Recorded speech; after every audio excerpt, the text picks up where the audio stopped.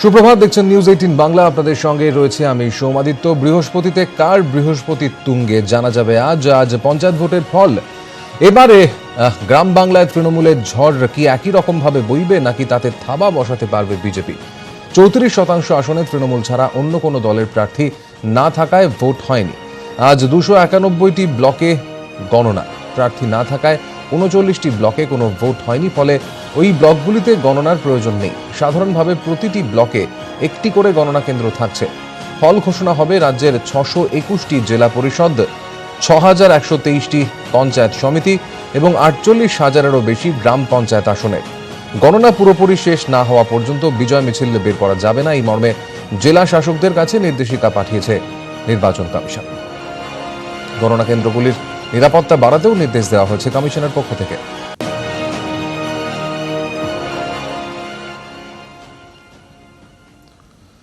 অন্যদিকে রায়গঞ্জে প্রিসাইডিং অফিসারের অস্বাভাবিক মৃত্যু। মঙ্গলবার রাতে রেললাইনের ধার থেকে উদ্ধার হয় তার দেহ। পরিবারের দাবি খুন করা হয়েছে তাকে, কিন্তু তাহলে দেহের পাশে সচিত্র পরিচয়পত্র, মোবাইল ফোন পড়ে থাকবে কেন? ট্রেনের চালক পুলিশকে লিখিতভাবে জানিয়েছেন এক ব্যক্তি হঠাৎই ইঞ্জিনের সামনে চলে আসায় ধাক্কা লাগে। এই সব খতিয়ে দেখে তদন্তকারীরা নিশ্চিত ট্রেনের ধাক্কাতেই মৃত্যু হয়েছে ওই প্রিসাইডিং অফিসারের। রায়গঞ্জের বাসিন্দা, পেশায় স্কুল শিক্ষক, বছর 38-এ রাজকুমার রায় প্রিসাইডিং অফিসার হিসেবে ভোটের কাজে গিয়েছিলেন ইটাহারের সোনাপুর বিদ্যালয়ে। পরিবার সূত্রে খবর, সোমবার ভোট শেষ হয়ে গেলেও রাতে তিনি বাড়ি ফেরেননি। পরদিন রাতে রায়গঞ্জ এবং বামনগ্রাম স্টেশনের মাঝে প্রিসাইডিং অফিসারের দেহ উদ্ধার হয়। এই ঘটনায় অস্বাভাবিক মৃত্যুর মামলা রুজু করে পুলিশ, কিন্তু এই তত্ত্ব মানতে রাজি নন পরিজনরা। তাদের দাবি খুন করা হয়েছে। ইলেকশন ডিউটিতে ওখানে ছিল, প্রিসাইডিং অফিসার কিছু পোস্টে ছিল। হ্যাঁ, তখন ওখানে বৌদি যখন ওকে ফোন করেছিল 8:30 দিকে ফোন করছিল, তারপরে পাওয়া যায়নি আর ফোন। দেশে মনে হয় টর্চিং করানো হচ্ছে, টর্চিং করে মনে এখানে ওকে আনে ফেলে দেওয়া হয়েছে মনে হয়। তদন্তকারীরা অবশ্য নিশ্চিত ট্রেনের ধাক্কাতেই প্রিসাইডিং অফিসারের মৃত্যু হয়েছে, কারণ রাধিকাপুর এক্সপ্রেসের চালক লিখিতভাবে জিআরপিকে জানিয়েছেন বাঙালবাড়ি রায়গঞ্জের মাঝে এক ব্যক্তি হঠাৎই ট্রেনের সামনে চলে এলে ধাক্কা লাগে। রিটার্নিং অফিসার হিসেবে বিডিও মঙ্গলবার নিখোঁজ ডায়েরি করেন। তাতে তিনি উল্লেখ করেছেন, ভোটের দিন অর্থাৎ সোমবার রাত 8টা থেকে সোনাপুর স্কুলের প্রিসাইডিং অফিসার রাজকুমার রায় নিখোঁজ। একই তথ্য দিচ্ছেন ওই দিন ওই বুথে তার সহকর্মীরাও। আমি মোটামুটি যেটা মনে আছে, 1টা-1:30 দিকে আমি খেয়ে বোধহয় এসেছিলাম, তখনও ওনাকে দেখেছি।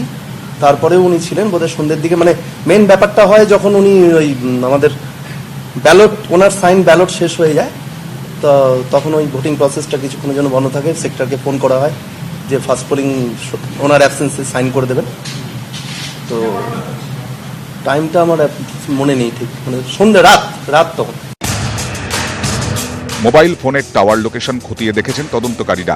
সূত্রের খবর, তাতে জানা গেছে ভোটের পরদিন অর্থাৎ মঙ্গলবার দুপুর 3:24-এ রায়গঞ্জের কলেজ পাড়ায় ছিলেন প্রিসাইডিং অফিসার রাজকুমার রায়। সেদিন ওই বুথে কোনো গন্ডগোল হয়নি, সম্পূর্ণ শান্তিভাবে ভোট শেষ হয়েছে। আমাদের কাছে এখানেও আছে যারা সিভিল পোলিং পার্সোনাল ছিলেন বাকি, তাদের সাথেও আমরা কথা বলেছি, তারাও আমাদের একই কথা জানিয়েছে। মৃতদেহের পাশে মোবাইল ফোন ও পরিচয়পত্র মিলেছে। খুনের ঘটনায় যা অস্বাভাবিক, তাই এমন তথ্য প্রমাণ খতিয়ে দেখে তদন্তকারীরা নিশ্চিত ট্রেনের ধাক্কাতেই মৃত্যু হয়েছে প্রিসাইডিং অফিসারের। উত্তর দিনাজপুর থেকে অর্ণব হাজরা, উত্তম পাল, নিউজ 18 বাংলা। ভোট কেন্দ্র থেকে পোলিং অফিসার রাজকুমার রায়ের নিখোঁজ হওয়ার ঘটনায় দফায় দফায় বিক্ষোভ ভোট কর্মীদের। বিক্ষোভে দীর্ঘক্ষণ অচল থাকে 34 এবং 31 নম্বর জাতীয় সড়ক। 6 ঘন্টা পর অবরোধ উঠলেও উত্তেজনা অব্যাহত। তদন্তের দাবি পূরণ না হলে আজ ফের অবরোধের হুঁশিয়ারি। ঘড়ি মোড়ে ভোট কর্মীদের শান্ত করতে এসে হেনস্থার মুখে পড়েন এসডিও। বিভিন্ন ইস্যুতে ক্ষোভ জমছিল। প্রিসাইডিং অফিসার রাজকুমার রায়ের মৃত্যুতে সেটারই যেন বহিঃপ্রকাশ হলো। 34 ও 31 নম্বর জাতীয় সড়ক থেকে জেলার ব্যস্ততম ঘড়িমোড় এলাকা কার্যত অচল করে রাখলেন ভোট কর্মীরা। সকাল 9টা, রায়গঞ্জ ঘড়িমোড় রাস্তা অবরোধ। মহকুমা শাসক পিএন শেরপা ঘটনাস্থলে পৌঁছলে তাকে ঘিরে শুরু হয় বিক্ষোভ, ধাক্কাধাক্কি, এমনকি জুতো ছোড়ার ঘটনাও ঘটে।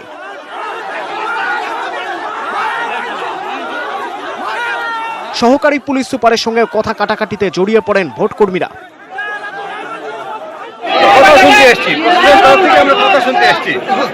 আপনি কি হেনস্থা হলেন?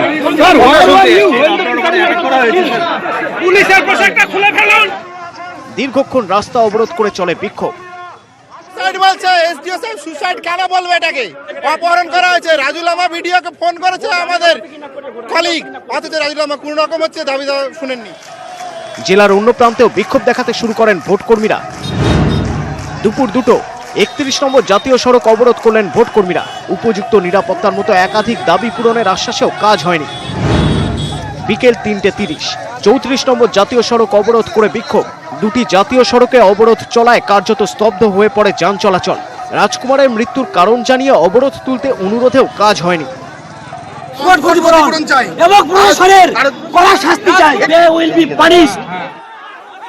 সকাল থেকেই ভোট কর্মীদের যাবতীয় নিরাপত্তার আশ্বাস দিয়েছে প্রশাসন। তাতে আশ্বস্ত না হয়ে দীর্ঘক্ষণ চলে ভোট কর্মীদের বিক্ষোভ। নিউজ 18 বাংলা। বুধবার দ্বিতীয়বার ভোট গ্রহণের দিনেও অশান্ত রতুয়া, অস্ত্র হাতে দুষ্কৃতীদের দাপাদাপি, হাতে বন্দুক নিয়ে ব্যালট বক্স লুট। ভোটকর্মীদের তুলে নিয়ে যাওয়া বাদ গেল না কিছুই, বরং কোনো কোনো ক্ষেত্রে তা ছাপিয়ে গেল সোমবারকেও।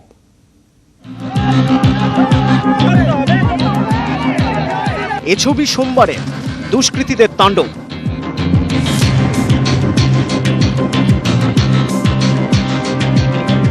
নানা অভিযোগের ভিত্তিতে বুধবার ফের ভোট গ্রহণ রতুয়ার বাহারালের বাখরা প্রাথমিক বিদ্যালয়। কিন্তু দিন বদলালেও পরিস্থিতির বদল হলো না। সকাল 9:20 বুথের আশপাশে প্রচুর মানুষের জমায়েত। কারো হাতে লাঠি, কারো হাতে ধারালো অস্ত্র, পাথর, কারো হাতে আবার বন্দুক। সেই ভিড়টাই একজোট হয়ে ঢুকে বাখরা প্রাথমিক বিদ্যালয়ের বুথে। চলে ভাঙচুর, লুট করা হয় ব্যালট বাক্স। বুথের নিরাপত্তা তখন শিকে।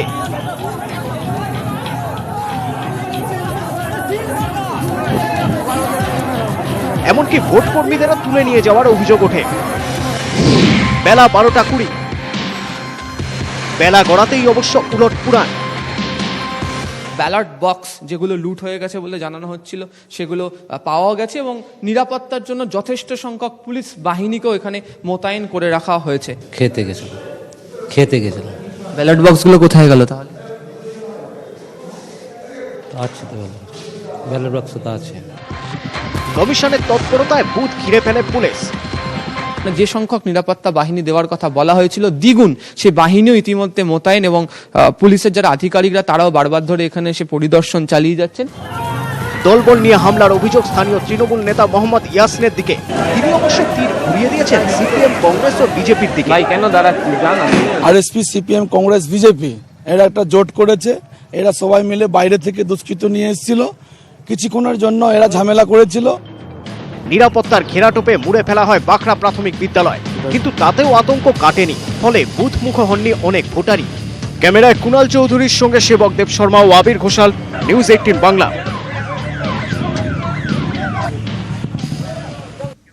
বুথে কঠোর নিরাপত্তা, পুলিশের হাতে রাইফেল, তাতেই ভোজবাজির মতো উধাও দুষ্কৃতীরা। গতকাল সকাল থেকে বুথে ছিল ভোটারদের চেনার লাইন। নিশ্চিন্তে চলল ভোট গ্রহণ। একেবারে বাধ্য ছাত্রের মতো শান্তিতে ভোট দেখল 572টি বুথের অধিকাংশই। দুদিন আগেই যেখানে দুষ্কৃতী তাণ্ডবে ভোট পণ্ড হয়ে গিয়েছিল।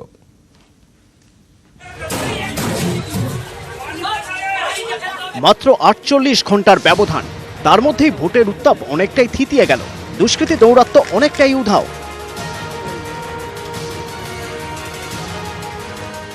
মঙ্গলবার নিউজ 18 বাংলা দেখিয়েছিল কোচবিহারের ভোজনপুরে ভোটের নামে কি হয়েছিল। ভোট মেটার পরও বুথে ছড়িয়ে ছিটিয়েছিল ব্যালট। ব্যালট বাক্স ছিল উল্টানো। এই খবর সম্প্রচারের পরই কমিশন ফের ওই বুথে ভোটের নির্দেশ দেয়। যে অশান্তির আবহ তৈরি হয়েছিল এই ভোজনপুর প্রাথমিক বিদ্যালয়ে ভোটদানকে কেন্দ্র করে, সেই অশান্তির আবহ কাটিয়ে কিন্তু শান্তির পরিবেশ এখন দেখা যাচ্ছে এই ভোজনপুর প্রাথমিক বিদ্যালয়ে। হাওড়ার ধুলাগড় সোমবার ভোটের দিন তাণ্ডব চালিয়েছিল বহিরাগতরা। ব্যালট বাক্স লুট করে আছাড়, তারপর বাক্স জ্বলে। বুধবার ছবিটা পাল্টে গেল, একদম শান্তিতে ভোট।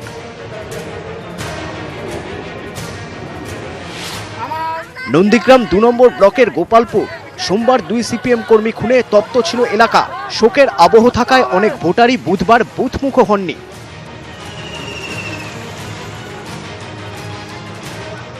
সোমবার তপ্ত হয়েছিল মেমারির চাকনা।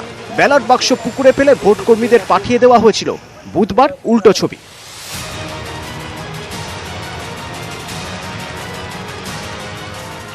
নিরাপত্তার ব্যবস্থা করা হয়েছে, এখানে সশস্ত্র পুলিশ ছাড়াও রয়েছে র্যাব। আজকের নিরাপত্তা কেমন দেখতে? ভালো। হ্যাঁ, ভালো। আজকে নিরাপত্তা ভালো আছে, আগের দিনে এরকম নিরাপত্তা ছিল না।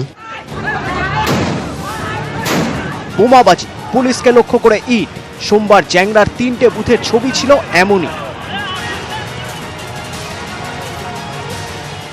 বুধবার ফের ভোট নেওয়া হলেও অশান্তির খবর নেই। পুলিশ ছিল সক্রিয়। দলীয় কর্মীদের মুক্তির দাবিতে বিজেপি ভোট বয়কটের ডাক দিলেও ভোটারদের বড় অংশই ভোট দিয়েছেন। উলুবেড়িয়ার হুদার প্রাথমিক বিদ্যালয়ে কিন্তু উল্টো ছবি। এই বুথে বুধবারও অশান্তি। বিজেপি তৃণমূল সংঘর্ষ, তৃণমূল প্রার্থীর বাড়িতে আগুন। উত্তেজনা দেখে ভোটারদের অনেকেই আর ভোট দিতে যাননি। নিউজ 18 বাংলা। গোয়ালপুকুরে লাঠি, বেড়াচাপায় বহিরাগতদের তারা, ভালুকা থেকে আটক 4, জ্যাংড়ায় অটো থেকে খুলে নেওয়া হলো শাসক দলের পতাকা। বিরোধীদের অভিযোগ উড়িয়ে পঞ্চায়েতের ফের ভোটে অস্তিত্ব জানান দিল পুলিশ। বলছি কিন্তু একটা লোকজন এখানে না, প্রচন্ড লাঠিচার্জ হবে, সারা শরীরে ব্যথা থাকবে বহুদিন।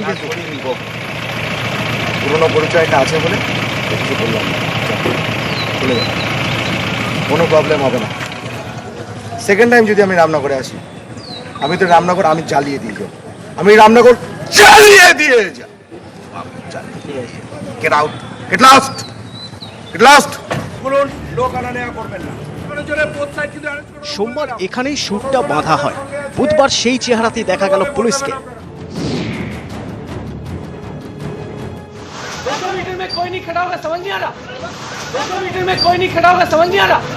গত সোমবার পঞ্চায়েত ভোটে 18 জনের মৃত্যু। অভিযোগ উঠেছিল পুলিশি নিষ্ক্রিয়তার। তাই ফের ভোটে আর কোনো অশান্তি চান না।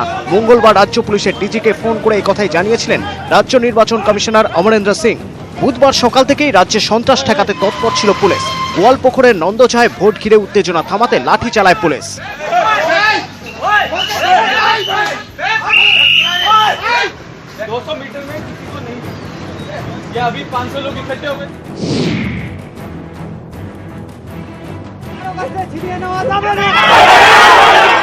ভোটের দিনেও বহিরাগতদের তাণ্ডব। বন্দুক নিয়ে ভোটারদের ভয় দেখানোর অভিযোগ। প্রতিবাদে মহিলাদের নেতৃত্বে উত্তর দিনাজপুরে জাতীয় সড়ক অবরোধ করেন রামপুরের বাসিন্দারা।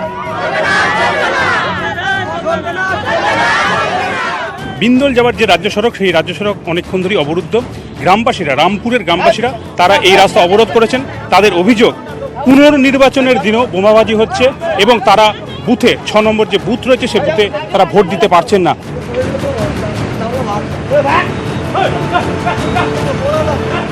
নিউজ 18 বাংলা এই খবর সম্প্রচার করতেই ঘটনাস্থলে যায় পুলিশ। প্রশাসনের তৎপরতায় অবরোধ উঠে যায়। পুলিশের সাহায্যে ভোট দিয়ে যান স্থানীয় বাসিন্দারা।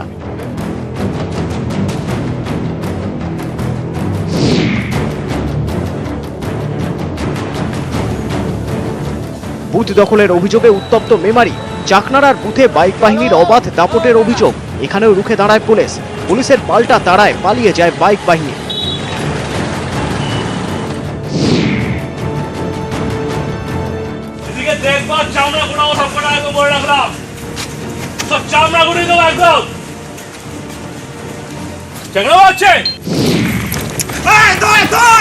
সকালে খানিকক্ষণের জন্য ভোট ঘিরে উত্তেজনা ছড়ায় বেড়াচাপায়। প্রশাসনের দাবি সঙ্গে সঙ্গে ব্যবস্থা নেওয়া হয়।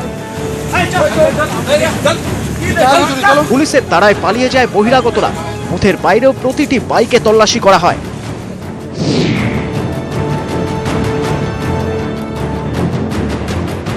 ছবিটা একই রকম আমডাঙ্গার ভালুকায়। 4টি বুথে গন্ডগোলের অভিযোগ ওঠে বহিরাগতদের বিরুদ্ধে। পুলিশি অভিযানে আটক 4 বহিরাগত।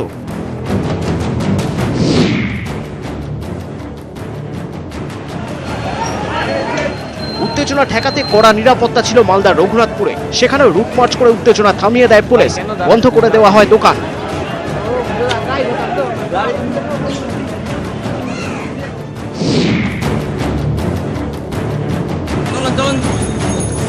শান্তিতে ভোট চলছিল রাজারহাটের জ্যাংড়ায় একটি বুথ ঘিরে উত্তেজনা তৈরি হয়। পরিস্থিতি সামাল দিতে ঘটনাস্থলে যায় পুলিশ। অটো থেকে খুলে দেওয়া হয় শাসক তৃণমূল কংগ্রেসের পতাকা। জটলা হঠাতে লাঠি উঁচিয়ে তাড়া করা হয়। নিউজ 18 বাংলা।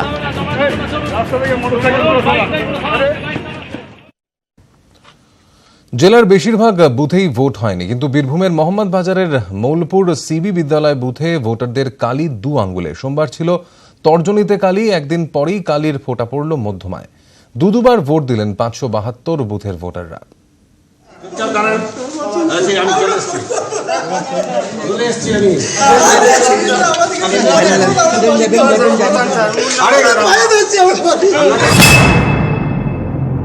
এমন আরতি ভোট কর্মীদের। সোমবার বীরভূমের মোহাম্মদ বাজারের মৌলপুর সিবি বিদ্যালয়ের এই ছবি দেখেছিল গোটা রাজ্য, কিন্তু বুধবার উল্টো ছবি।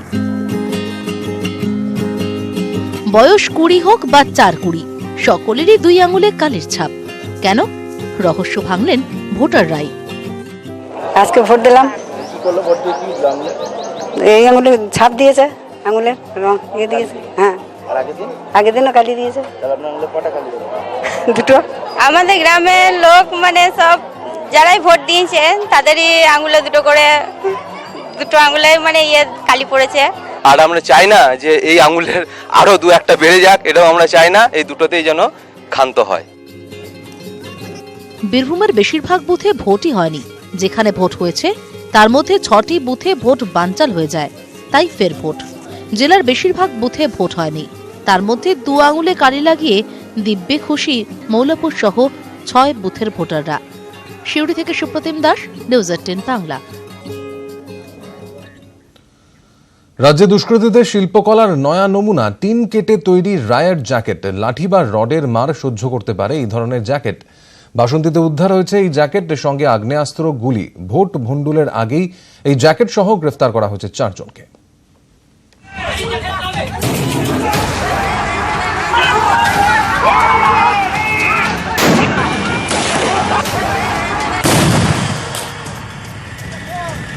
পঞ্চায়েত ভোটের দিন রাজ্যের বিভিন্ন এলাকায় দাপিয়ে বেড়াচ্ছে দুষ্কৃতীরা। এই ছবি বারবার দেখা দিয়েছে। দুষ্কৃতীদের গ্রেফতার করেছে পুলিশ, অস্ত্র বোমা উদ্ধারও হয়েছে। কিন্তু বাসন্তীর নির্দেশখালীতে উদ্ধার হওয়া টিনের তৈরি জ্যাকেট নিয়ে আগ্রহ পুলিশ মহলেও। অনেকটা পুলিশের রায়ট জ্যাকেটের মতো। টিন কেটে জ্যাকেট তৈরি করেছিল দুষ্কৃতীরা, অনেকটা পুলিশের রায়ট জ্যাকেটের মতো। লাঠি বা রডের আঘাত সহ্য করতে পারবে এই জ্যাকেট। ধারালো অস্ত্রের আঘাতও আটকে দেবে এই জ্যাকেট। দুষ্কৃতীদের এই শিল্পকর্ম দেখে অবাক পুলিশ কর্তারাও। টিনের জ্যাকেটের সঙ্গে উদ্ধার হয়েছে বেশ কিছু আগ্নেয়াস্ত্র, গুলি ও অস্ত্র তৈরির সরঞ্জামও। ফোন করলো, করে একদম 150 পুলিশ ঢুকে দিল। বললো তো 2টো বন্দুক আর এই গুলি। অস্ত্রসহ গ্রেফতার করা হয়েছে 4 জনকে। নিউজ 18 বাংলা। বাংলার ভোটের রেজাল্ট আউট তো রয়েছে, কিন্তু এর পাশাপাশি কর্ণাটকের দিকেও নজর রাখতে হচ্ছে, কারণ টান টান নাটক চলছে সেখানে। রাতের দিকে আমূল বদলালো গোটা চিত্রনাট্য। কর্ণাটকে সরকার গড়তে বিজেপিকে ডেকে নিলেন রাজ্যপাল। আজ মুখ্যমন্ত্রী পদে শপথ বিএস ইয়েদিউরাপ্পার। 15 দিনের মধ্যে সংখ্যাগরিষ্ঠতার প্রমাণ দিতে হবে নতুন মুখ্যমন্ত্রীকে। রাজ্যপালের সিদ্ধান্তের বিরোধিতায় আদালতের দ্বারস্থ হওয়ার ইঙ্গিত কংগ্রেসের।